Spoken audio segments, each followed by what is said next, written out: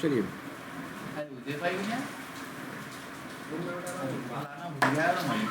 ची square test, इसके अंदर जो है आपको डेटा दे रहा हूँ,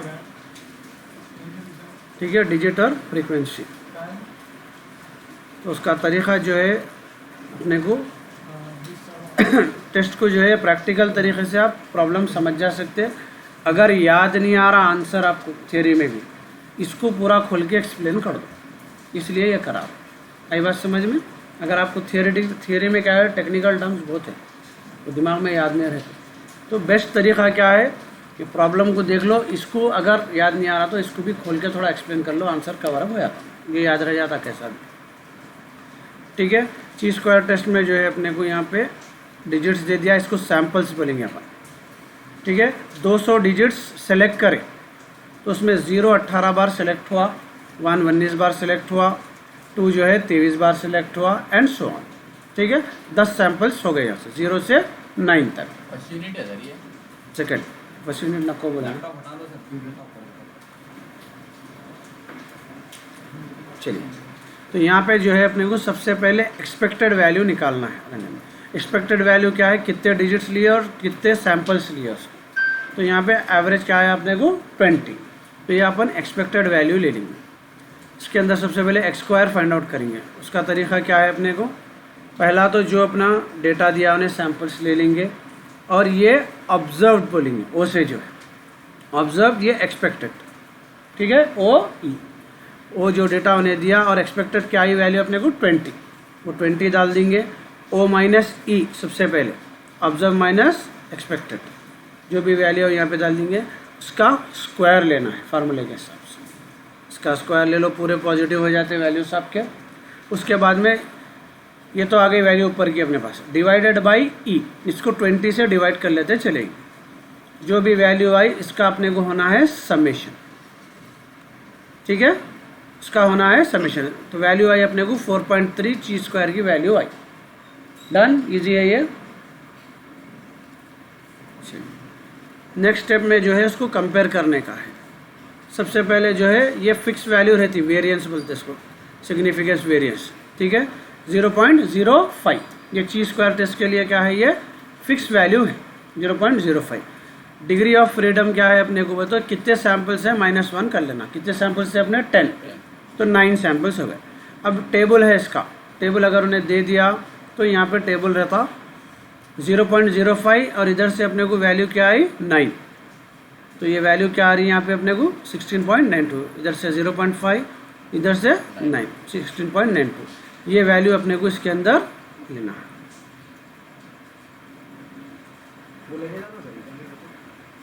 मोस्टली प्रॉब्लम नहीं आएगा, फिर भी मैं समझा दे रहा हूँ, थियरी में खींच लेना। वो आगा तो ये तो समझ गए फिगर, कम से कम टेबल तो आप बना देंगे, आ जा सकते हैं मजे से, ठीक है। अगर उन्हें प्रॉब्लम दिया तो टेबल तो भी देता या वैल्यू तो भी देता हूँ, बीएस में जैसा देता था सीधा। नाउ टेबल वैल्यू क्या है, x square for 9, DF of 5% level की कितनी है अपने को 16.92 मिली वैल्यू। तो यहाँ पे जो है कंक्लूजन, इसके अंदर क्या है 4.1 which is less than table value. Table value से अगर लेस है तो इसको बोलेंगे अपन नल हाइपोथेसिस इज एक्सेप्टेड, ठीक है। अगर इससे लेस है, जो भी वैल्यू आई उससे अपने को एक्स स्क्वायर की वैल्यू कम रही, तो अपने को null hypothesis is accepted which states that digits which are chosen from the table are equally distributed. यानी कि जो भी डिजिट चूज करे वो बराबर से बांटे गए। सो अगर इसकी वैल्यू ज़्यादा आ गई तो नल हाइपोथेसिस इज रिजेक्टेड। ये जी जो वैल्यू अपन निकाले ये बड़ी रहना, जो एक्स स्क्वायर की वैल्यू निकाले वो छोटी रहना, इतना ही डिफरेंस, ठीक है। रिवर्स हुआ तो एक ही स्टेटमेंट लिखो, नल हाइपोथेसिस इज खत्म होगी कहानी। ये है ची स्क्वायर टेस्ट, ओके।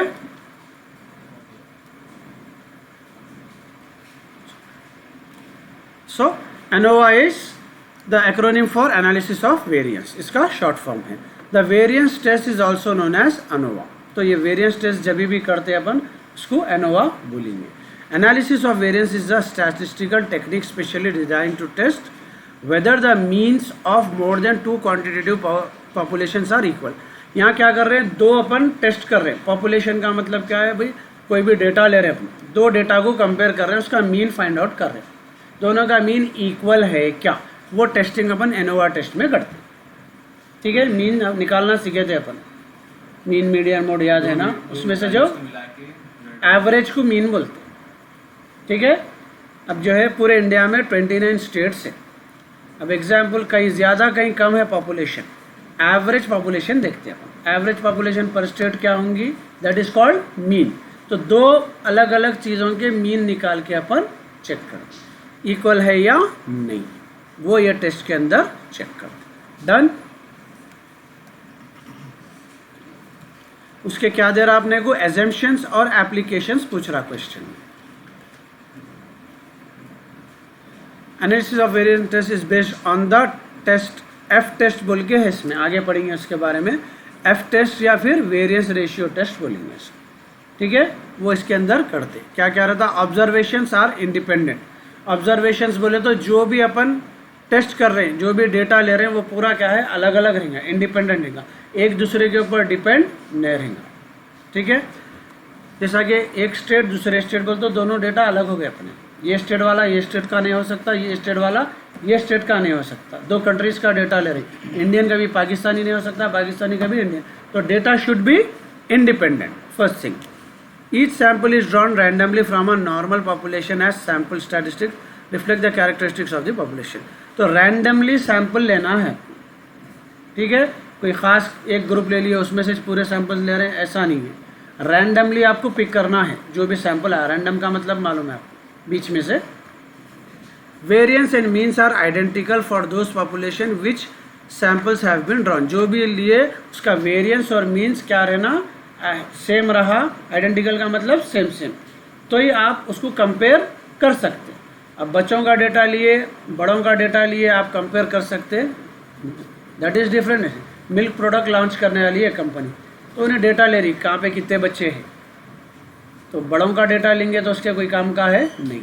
तो दोनों भी आइडेंटिकल डेटा रहना, जिसका मीन और वेरिएंस सेम रहना।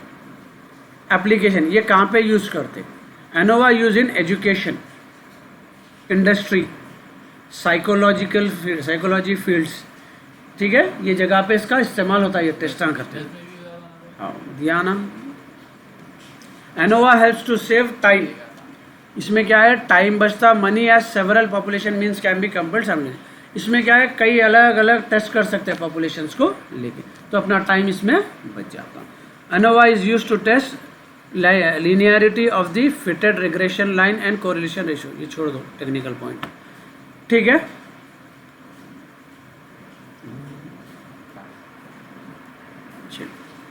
Differences between test. सबसे पहले जो है हाइपोथेसिस, किसको बोलेंगे, हाइपोथेसिस बोले तो एज्यूम करना, एजम्पशन। ठीक है, एक अंदाजा लगा, 140 करोड़ पॉपुलेशन है इंडिया में, 140 करोड़ है क्या, ज़्यादा भी हो सकती, कम भी, कुछ भी हो सकता।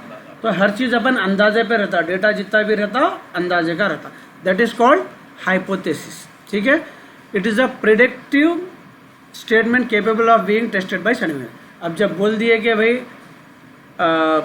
140 करोड़ पॉपुलेशन है, उसमें इतने बच्चे इतने बुढ़े हैं, अब उसके ऊपर टेस्ट होता है कि एक्चुअली वो डेटा रियलिटी से मैच होता है या नहीं होता। ये पूरे टेस्ट ऑफ विच काम के। ठीक है, ऑब्जर्वेशन एंड एक्सपेक्टेशन दोनों मैच करने की कोशिश करते। आ गई बात समझ में।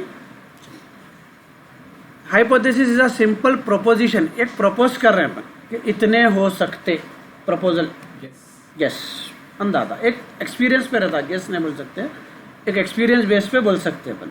ठीक है, विच कैन बी प्रूव्ड और डिसप्रूव, दोनों भी हो सकते हैं ना, या साबित भी हो सकता, नहीं भी हो सकता। It establish relation between independent variable to some dependent variable. तो इसके अंदर जो है अपने को इंडिपेंडेंट वेरिएबल और डिपेंडेंट वेरिएबल को दोनों को जो है कंपेयर करके रिलेशनशिप बनाता। All this three are hypothesis test. ये जितने भी T test, F test, Z test, तीनों भी क्या है, हाइपोथेसिस पे है, कुछ भी नहीं है। कॉन्सेप्ट को ऐसे ही बिठाओ दिमाग में, जो भी एक एक्सपीरियंस बेस पे आप डेटा देते, मैं बोला ना 6 के तक 30 बच्चे 40 बच्चे पैदा हो जाते हैं इंडिया में, बोला मैं, तो एग्जैक्ट है क्या, नहीं। अब उसको आप हॉस्पिटल्स का रिकॉर्ड लेके प्रूफ कर दे, दैट इज द टेस्ट। बात समझ में आ गया। हाइपोथेसिस है मेरा 40 बच्चों का, एक्चुअल रिकॉर्ड्स को जब आप क्या करते हैं एक अंदाजे पे मैच करने की कोशिश करते हैं, ठीक है, दैट इज टेस्ट। तो सारे टेस्ट ना उसके वास्ते कर रहे हैं। सबसे पहला है टी टेस्ट, ठीक है। टी टेस्ट का फॉर्मूला है ये x bar minus mean by S, जो है सैंपल के लिए यूज़ करेंगे अंडर रूट एन। इसमें नॉर्मल डिस्ट्रीब्यूशन यूज़ करते हैं अपन और स्टैंडर्ड डिविएशन मालूम नहीं रहता। आगे है it's a univariate hypothesis test, इसमें एक सैंपल लेते हैं बस अपन, इसलिए यूनिवेरिएट है ना। It is applied in condition when standard deviation is not known. ये टेस्ट कब होता है? जब आपके पास स्टैंडर्ड डिविएशन की वैल्यू नहीं रहती तो टी टेस्ट करना रहता। And sample size is small, less than 30, less than 30 अगर आप सैम्पल्स ले रहे हैं तो टी टेस्ट उसके अंदर होता है। ये कंडीशन है, ये याद रखना है इसमें। Standard deviation is not known and sample is small, less than 30। It is use to compare means of two populations. अभी समझाया मैं, दो पॉपुलेशन के मीन्स को अपन कंपेयर करते हैं इसके अंदर, एवरेजेस को, ठीक है। एग्जाम्पल जैसा मैं बोला आपको, इंडिया है, चाइना है, दोनों सिमिलर पॉपुलेशन में है, तो दोनों की पॉपुलेशन लेके मैं बोलूँगा वहाँ पे जो है एवरेज जो है इतने फीमेल्स ये प्रोडक्ट यूज़ करते हैं, हमारे पास क्या एवरेज इतने फीमेल ये प्रोडक्ट यूज़ करते हैं, those averages comparison, that is a T test, okay.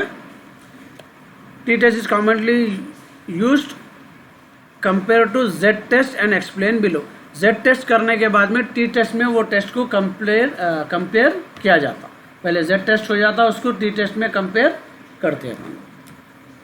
Test statistics and assumptions for T test is mention for one sample test, similarly two sample test, T test, paired T test are perform for various application. सबसे पहले क्या है, ये एक sample पे test होता, उसके बाद इसको दूसरे टेस्ट से कंपेयर करते, दो टेस्ट अलग अलग करते, सिंगल पे करते बुलाना में सैंपल, फिर दोनों को कंपेयर करते, फिर पेड टेस्ट होता है, यानी दोनों मिला के टेस्ट होता।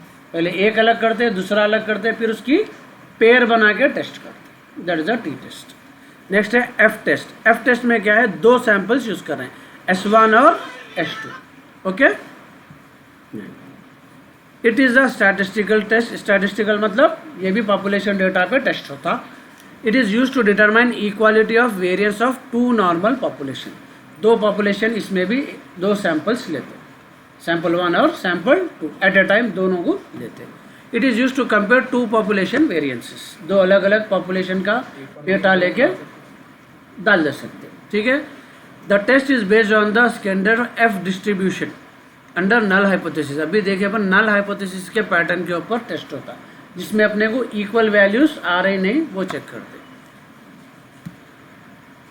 Test statistics for F test is mention, it is known as one way ANOVA. ये टेस्ट को वन वे एनोवा भी बोलते हैं।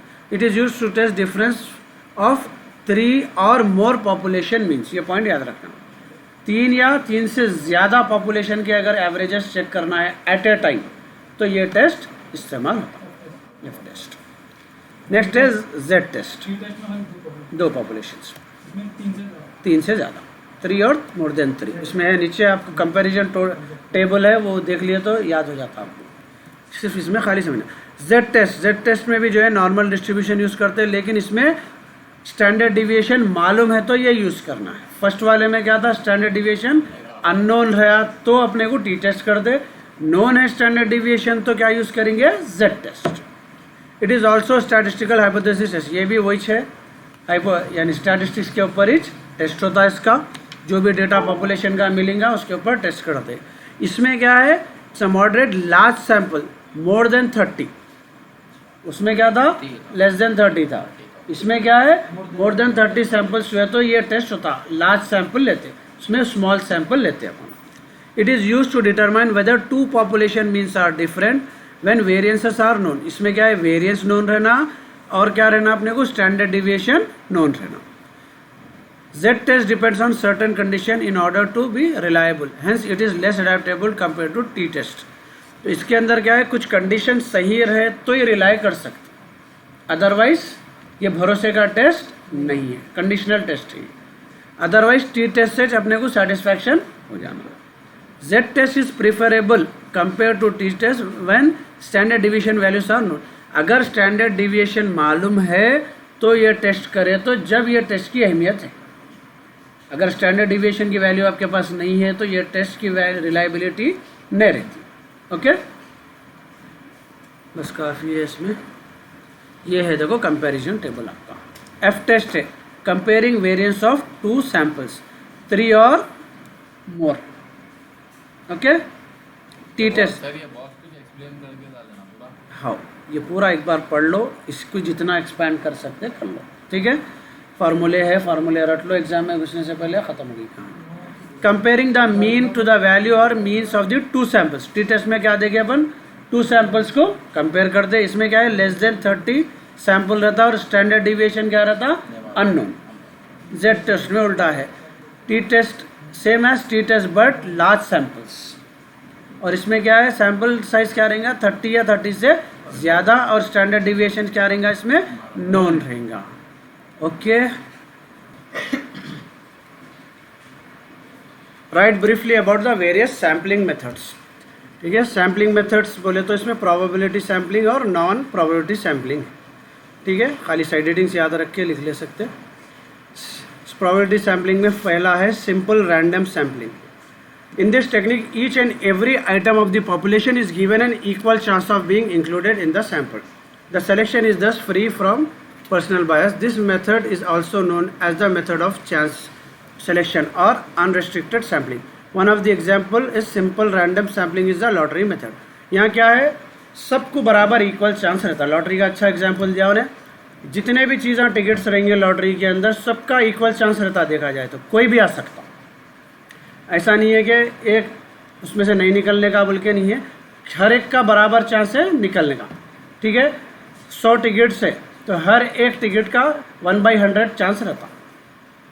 ठीक है, कोसा भी निकल सकता। तो that is called simple random sampling, lottery का एग्जाम्पल, कि पूरों को बराबर चांस है डाल सकते हो। उसमें दिए हुआ एग्जाम्पल प्रोबेबिलिटी की ऐसी चीज। कॉम्प्लेक्स रैंडम सैम्पलिंग, इसमें क्या है, 2-3 अलग अलग दिया। Stratified, the process divides the population into homogeneous groups. इसमें क्या कर सकते हैं आप, जैसा कि आप सिलेक्शन कर रहे हैं सैंपल के लिए, तो एडल्ट्स का अलग रखो, नॉन एडल्ट्स का अलग रखो, या फिर मेल का अलग, फीमेल का अलग, ग्रुप वाइज रख के फिर उसमें से सैंपल लेना, category wise. That is stratified sampling. Done. उसके बाद है cluster sampling. Cluster sampling is done for small group और units.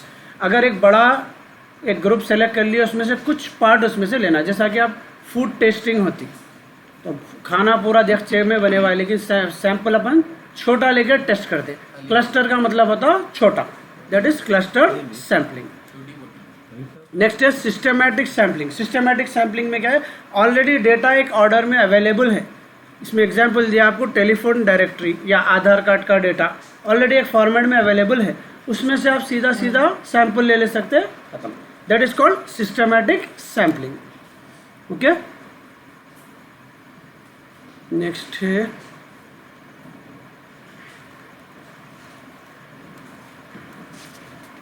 Multi stage sampling. Multi stage में क्या है, एग्जाम्पल दिया इन्हें। अच्छा, पहले क्या करें, तेलंगाना शहर के में से कुछ सैंपल्स लिए। तेलंगाना में इतने कोविड के पेशेंट्स है, बेस्ट एग्जाम्पल वो दिया हमें। तो कोविड के इतने पेशेंट्स तेलंगाना में एवरेज आ रहे पर डे, एक स्टेज हो गया। उसके बाद क्या करें, उसको फिर हैदराबाद के सैंपल्स लिए सेकंड स्टेज में, या फिर अलग अलग सिटीज़ के लिए तेलंगाना के। उसके बाद क्या करें, एरिया के सैंपल्स लिए। तो अलग अलग स्टेज में अलग अलग सैंपल्स कलेक्ट करना पड़े, that is called multi stage sampling. Corona का एग्जाम्पल डाल दे सकते। अब सेकंड कैटेगरी है non probability sampling. Non probability sampling methods are also known as non random sampling. In this method, probability is not considered for selecting the sample. It is used when research is exploratory in nature. Example, convenience sampling. Sampling is also called chunk. A chunk is a fraction of one population taken for investigation because of its convenient ability. A sample obtained from readily available list. ये भी similarly वही है। Organized sampling जो करे थे ना अभी अपन, systematic, उसी का एग्जाम्पल है। ऑलरेडी एक डेटा रजिस्टर करे हुआ है और ऑर्गेनाइज फॉर्म में है, उसी में से क्या है, थोड़ा डेटा निकालना, वही इसके अंदर यूज़ करते हैं। इसमें भी एग्जांपल रैंडमली ले सकते हैं, या फिर जो है आप कैटेगरी वाइज ले सकते हैं। इसमें भी टेलीफोन डायरेक्टरी वगैरह का एग्जांपल दे दिया आपको, जैसा गाड़ियों का दिया, ऑटोमोबाइल रजिस्ट्रेशन ऑलरेडी रजिस्ट्रेशन करे हुआ है, सब में था, कितने 800 डेज 1 सेकंड में मिल जाता डेटा आपको। उसके ऊपर आप जो है देख ले सकते हैं कितने जो है 2000 के पहले के, कितने 2000 के बाद के, तो आपको सैंपल आसानी से मिल जाता। ठीक है, पर्पजिव सैम्पलिंग, इसमें क्या है, जजमेंट सैम्पलिंग आ रहा है। जजमेंट सैम्पलिंग में क्या है, जजमेंट करने वाला अपने एक्सपीरियंस से बोलता नहीं ये मार्केट में प्रोडक्ट लॉन्च कर रहे हैं समझो, तो ये प्रोडक्ट के वास्ते चार मीनार लाड़ बाज़ार बेस्ट मार्केट है, तो सीधा वहाँ जाके वहाँ के सैंपल्स लेना, तो जजमेंट है उसका आगे वहाँ पे जाके वो मार्केट सेलेक्ट करना, that is called judgement sampling. वहाँ जाके 1000 में से समझो आप जो भी दुकान आए उसके सैंपल्स कलेक्ट करेंगे, ये प्रोडक्ट यहाँ लेते भाई, बेचते क्या, जो भी सैंपल्स आपको लेना है। तो पहले जजमेंट करेंगे कौन सी चीज़ में से सेलेक्ट करना, रैंडमली नहीं करना। ओके, ग्रुप चूज कर रहे। इसका लास्ट है इसके अंदर कोटा सैम्पलिंग। कोटा बोले तो अपने को कितने सैंपल्स कलेक्ट करना है, मार्केट सेलेक्ट कर लिए लाड़ बाज़ार, अब उसमें से अपन 10% कोटा है अपना, 1000 दुकान आए तो 10% सैंपल्स होना है, यानी 100 दुकानों के सैंपल, वो कोटा फिक्स करके सैम्पलिंग लेना। ओके,